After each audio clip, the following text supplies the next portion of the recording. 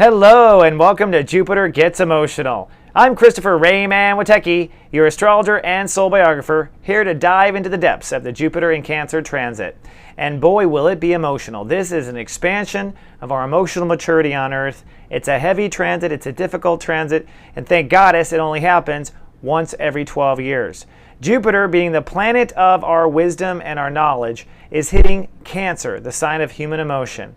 And so we're all being forced to expand what we understand to be our feelings and expand how we respond to our feelings. And this is really what determines the masters from the juniors on the planet. Masters all work with their emotional field, all work with passion.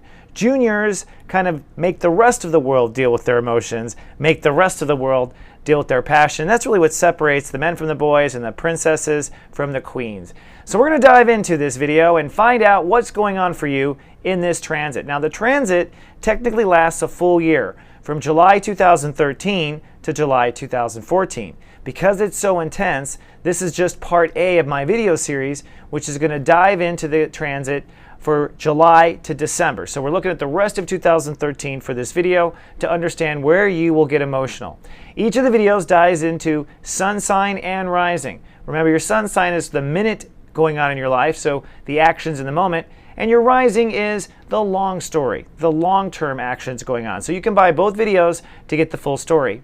And before we dive into what's going on for you, I want to look at a little bit of the astro history of Jupiter in Cancer so you can get a real idea of what this means and how it affects you. Let's take a look.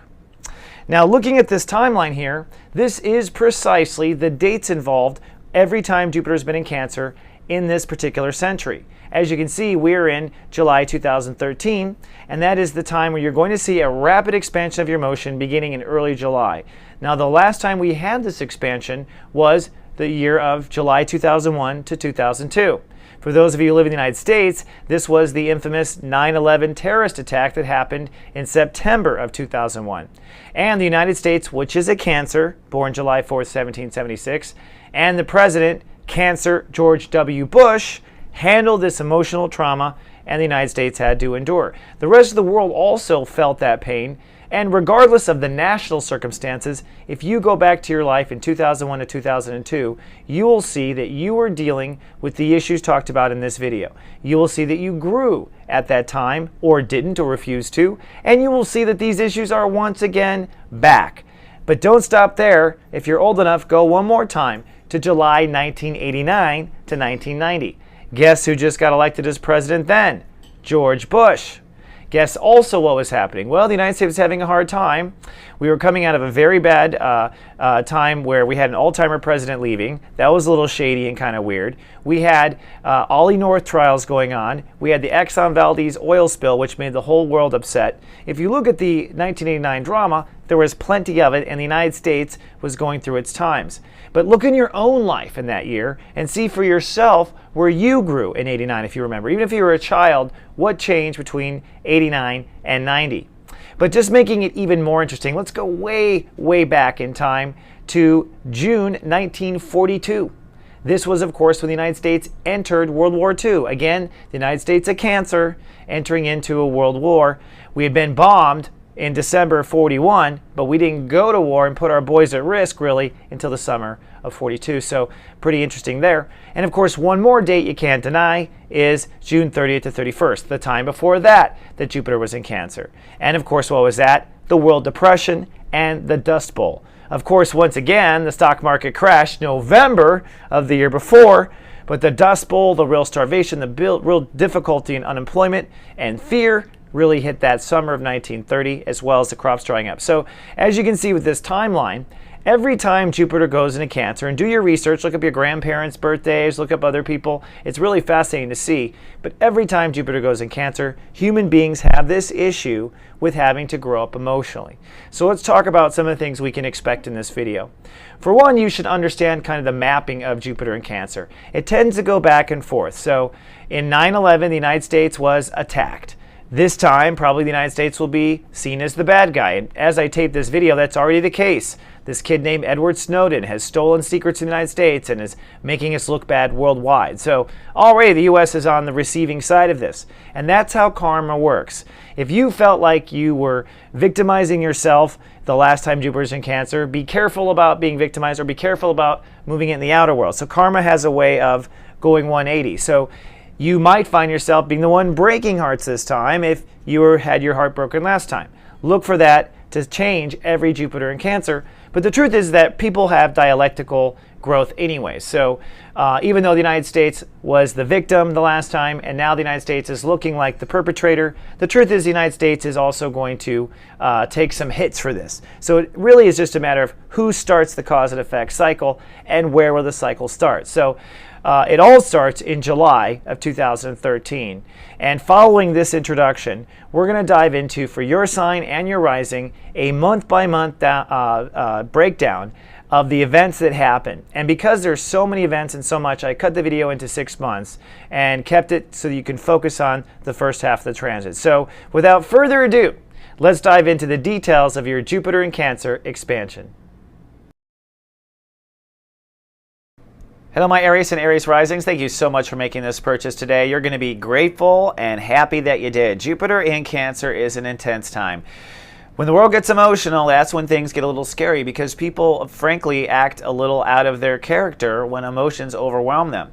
And you know, Aries and Aries risings both have reputations for being that strong, ram tough, on the edge of the mountain, ready to bat heads with everyone.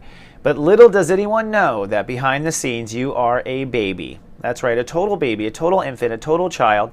Aries is the child energy, and although it's out there fighting king of the mountain or queen of this, inside marshmallow and needs lots of TLC, lots of tender loving care inside. So as Jupiter moves through Cancer, you are upgrading your emotional well-being, your emotional security. And believe it or not, we can talk about this forever. What you do in the world is very impressive, and all the actions you take are impressive, but your emotional security is the ability to sleep at night. And the ability to sleep at night has nothing to do with what you've accomplished outside that house. The ability to sleep at night has to do with how attentive you are to your own emotions, which are an animal of their own. Every human being has an emotional field. It is gigantic. The moon is 1/3 the size of the earth. So our human experience, our emotions are 1/3 of our life. That's what it feels like. And so we must manage this 1/3. In fact, emotional mastery is the secret to enlightenment. All of the masters, all the ascended masters, which is what ascended masters in training is about, helping you ascend off earth or get bigger or be larger than life to ascend. Well, all masters had mastered emotion in their own self. So you are being offered the opportunity, Aries or Aries rising, to take your self-nurturing to a higher level. This means to take your life out of chaos, because what your emotional foundation is what you add to any ingredient in life. If you are emotionally angry and you go to work, you add that emotional anger to your work, your career. If you are with your children, that emotional energy is with you. It is always with you. In some cases, you guys do not listen to it whatsoever. You try to act ram tough and forget you don't feel good. And those are your Aries that have anger issues, who have violence issues, are the ones who ignore their emotions. So emotions are incredibly important, and passion is incredibly important, and this is what we're all living for. So in the next year, the universe is offering you the opportunity to increase your emotional participation on Earth, to change your emotional field to be happy.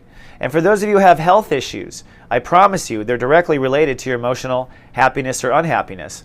The word Cancer comes from the sign Cancer. Okay, they come together, because Cancer is when you ignore your emotions to a point where they become at dis-ease and the cell goes nuts. All right, your body goes crazy when you ignore how it feels. So this is extremely important for your health, for your career, for your children's success, for your inner child. And the way this is going to work is between July 2013 and July 2014, you'll be building a new emotional nest. This new emotional nest will be the nest that lays the golden egg in 2014. So in 2014, Aries and Aries risings are scheduled to have their dreams come true and face their dreams and step into their joy. But you must first do this very important preliminary work of creating a very solid emotional nest. So as we start off this transit, it's going to be breakdown of home, family, landlords, house, mortgages, Anything that's in the way of your emotional well-being will collapse. Jupiter will give it so much energy that it will eventually exhaust itself out. People get into car accidents, all sorts of excuses to take better care of yourself emotionally. And so the first 6 months of this transit is the hardest because you're facing the hard truths. And you should also know that this work deals with your emotional nurturing parent.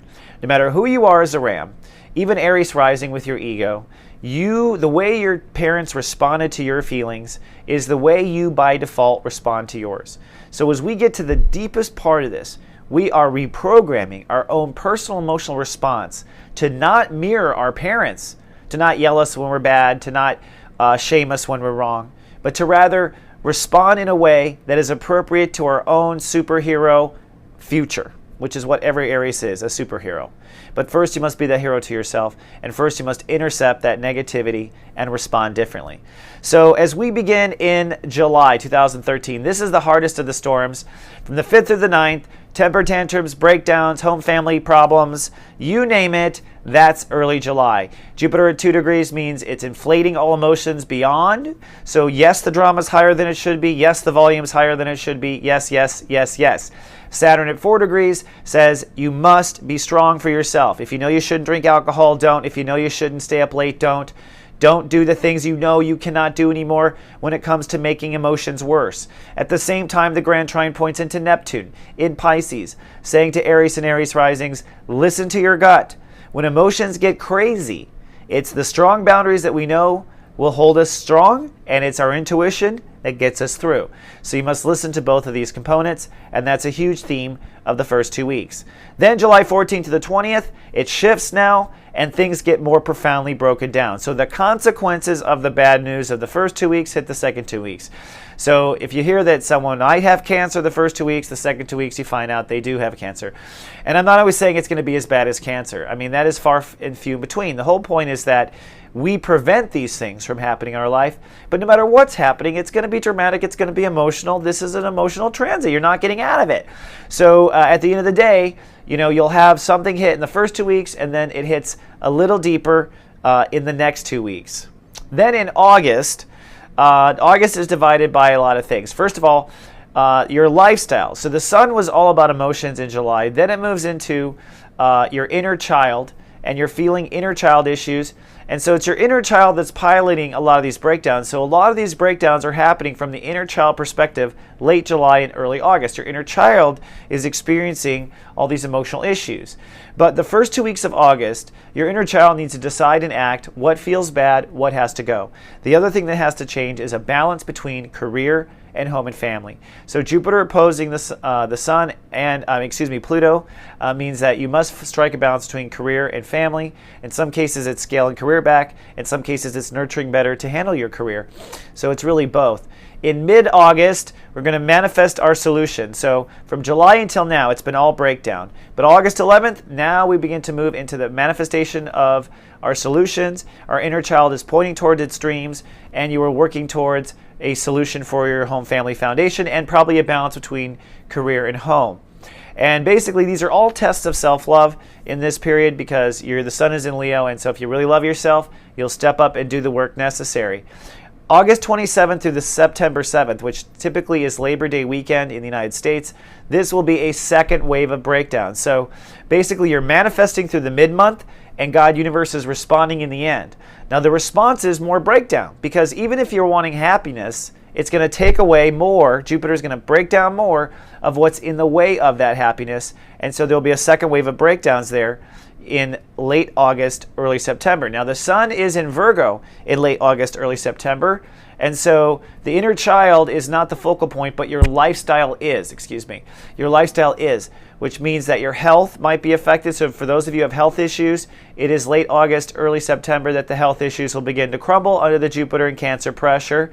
And the Jupiter breakdowns are clearing the way for the next set of healing. Sun in Virgo really is about healing, and you're going to feel some of it. September 8th through 20th, this is where you are using your intuition to intuit the right path.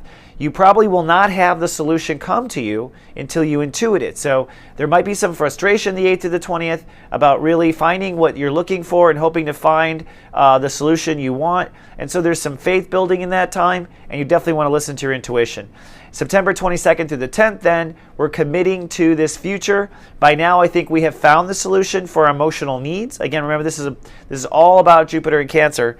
So although you're working on health and foundation with the Sun in Virgo, and then later with the Sun in Libra at the end of the month, you're working on marriages, we're talking here about committing to an emotional future. So to committing to an emotional future that serves your lifestyle, and then committing to an emotional future that serves your lifelong partnerships and marriages and marriage. That's really what September is about. And September offers a lot of potential healing. In October, October is really the turning point of this six-month period and the most important point. The Sun moves into Libra, and we begin to get a T-square here, where you have the focal point of your life in October is your partnerships and marriages, okay, and your marriage. But you're feeling pulled between your marriages and on either side, home, family, and career objectives. So home, family, career are T-squaring you from the marriage perspective. So it's a difficult time for emotional security for that nature, how much you give to yourself versus how much you give others. So this T-square intensifies October 13th, and the Sun now is in late Libra, so the issues are all about marriage now, all about long-term partnership in mid-October, and the pressure between work, home, family, and marriage is intensifying, including work strategic alliances, by the way. Then at the end of the month, October 21st, the Sun moves into Scorpio. Now it begins to get intense about boundaries. Also, Jupiter moves to Master Shui 20 degrees. So the intensity of the emotion goes to the third chapter. Okay, we're talking about eyes rolling in the back of our head. And you really just have to surrender to your own passion, surrender to the emotion. Mercury goes retrograde at this time, so our mind is not able to mastermind it or control it. So we are really on the water slide by October 21st. Then over Halloween, this is where it really crescendos into drama for the whole planet. From the 21st to the 27th, the Sun is now in Scorpio. And remember, Saturn is in Scorpio, which is a different video I'm producing, by the way. But Saturn is in Scorpio, and Saturn is making you make deep, deep, hard cuts and drawing emotional boundaries with yourself the whole step away, all as you move forward. So every time you're a baby, you have to be strong with yourself and always be there with the bottle. And so every time you discover an emotional issue, you have to be strong there and responsible there. So with the Sun moving into this area of your life, your whole life now, with this ending of October, becomes really about the boundaries you draw that lead to emotional happiness and getting strong about those boundaries. Sometimes we've known forever that we can't live with Uncle Ted, but it's not till Scorpio that you actually have the courage to draw the line with Uncle Ted. So some people are coming in very late with this lesson, but it's okay. The universe is there to support you. Then, ironically, Halloween weekend is the Hallows Eve of everyone's life of this particular video. It's true. I call it Halloween horrors. First of all, the Sun in Scorpio, as soon as it hits 4 degrees, that is a major breakdown of the boundaries. So the Uncle Bob issue, any tense issue that's gone too long, explodes. Saturn at 13, also a Uranus-ruled degree, means that you're having quantum breakthrough. So as you dynamite the bottom, you're dynamiting the top and finding a hole out of the situation. So explosions going off on two sides of your life. The rock bottom of the emotional boundaries and the next level, how do I get to the other side? Very passionate time. Uranus is at 9 degrees, so in this Halloween weekend, you have to be strong for yourself. Uranus is not helping you be the rebel. You must do it on your own. Pluto's also at 9 degrees, which means that your career must take action on its own. And Jupiter is at 20 degrees during this whole time of Halloween, which means we're in high anxiety of passion. So what's the answer here, Chris? It's very simple. Draw the hard lines that you have to with yourself during the Halloween and October period so that you are free and floating out here in outer space and feel cut from the bottom and there's a new hole opened at the top, so to speak, of your spectrum.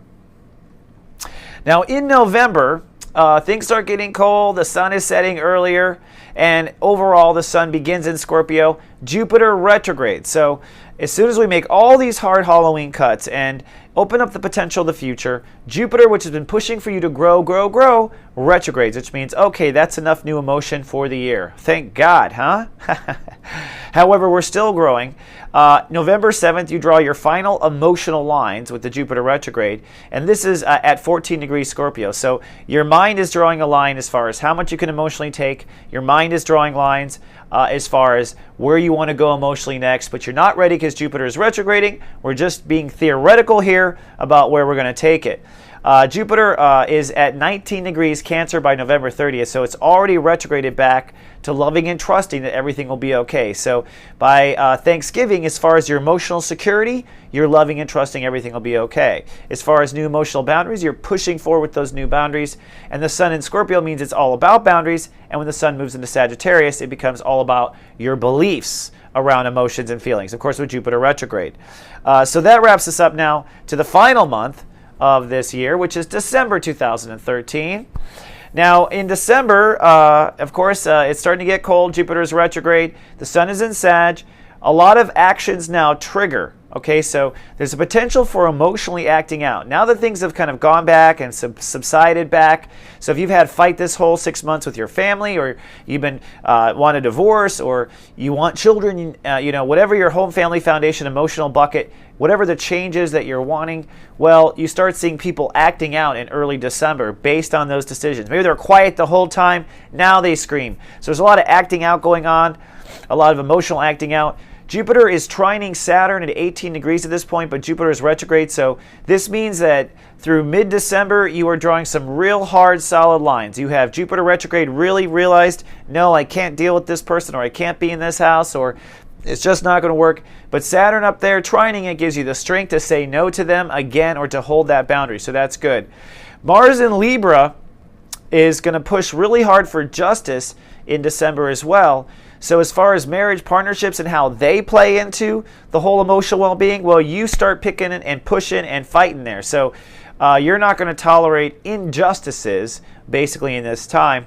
And by December 22nd, the hot topic is Venus retrogrades in Capricorn. Now, Venus is where we're giving and receiving, and the only reason why I bring this up in Capricorn is that it has to do with career and whatnot. So Venus has been helping you grow, helping you take more, but by the end of the month, we're not receiving. You're not going to receive from career. You're not going to receive really from the world. We're all going to go introverted. So the end of this year is a very cold Christmas year in the sense that we're introverted, we're in ourself, and we are ultimately trying to figure out where justice is in relationships, what's going to happen next with our career that suddenly stopped. And with Jupiter retrograde at night at 18 degrees there in the house of home and family, you're also reconsidering action. So I guess what I'm saying is, unfortunately, this year does not end up feeling super good. It will end up feeling uncertain. Uncertain on marriage and partnerships, uncertain on where career is going, and uncertain, of course, on your overall emotional future security. You will, however, by the end of the year, have broken out of the low-level basement garbage of emotional drama. That will be out of your life now, and you can say goodbye to that. All right, so let's wrap up this first part A of Jupiter Gets Emotional.